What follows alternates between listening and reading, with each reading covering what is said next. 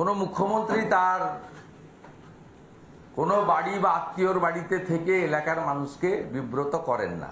যাক, সেটা অন্য পার্ট। তা সেখানে গৌতম বাবু বিএলও গেছিলেন, তাকে আটকানো হয়, বলে এখানে ঢোকা যাবে না। উনি বলে আমি ঢুকবো। তারপরে ওনাকে বসানো হয়, বসিয়ে বলা হয় প্রথমে যে বিএলও ফর্মটা দিয়ে দিন, আমরা পৌঁছে দেবো। উনি বলেন যে না, ইলেকশন কমিশনের ডাইরেকশন রয়েছে, ভোটারের হাতে দেবো, বা ভোটারের যিনি ক্লোজ রিলেটিভ তার হাতে দিতে পারি, কিন্তু আমি দেবো না। অনেকক্ষণ বসার পরে অনড় বিএলও, এরকম মেরুদণ্ড সোজা করা বিএলও আছেন, অতএব সব বিএলও তৃণমূল নেতার ঘরে বসে বা রাত্রি 11:30টার সময় এমএলএ বিশ্বনাথ দাসের ঘরে বসে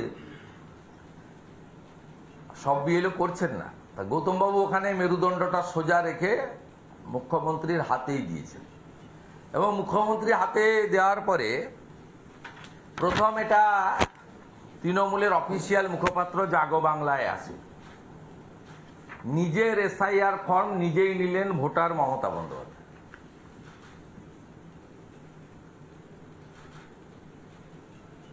জাগো বাংলা কোন পার্টির মুখপাত্র? গণশক্তি যেমন সিপিএম এর। আমরা তো আমাদের অত টাকা নেই, ডেলি বের করতে পারি না, আমরা একটা কমল বার্তা বের করি মাঝে মাঝে। এটা জনবার্তা আছে। তা আমাদের এইটা তো দেখুন জাগো বাংলা।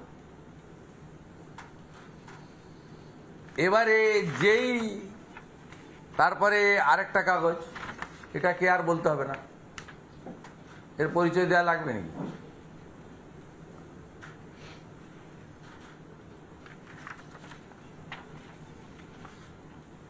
7ই ফেব্রুয়ারি যে ভোটার লিস্ট হবে, তারপরে যখন এপ্রিল মাসে ইলেকশন কমিশন ইলেকশন করাবে, তখনও দেখবেন এখানে 5-6%, 7% ভোট বাড়বে। তার কারণ ভুয়া ভোটার বেরিয়ে গেলে ভোটের পার্সেন্টেজ বাড়ে, এটা হচ্ছে হিসাব।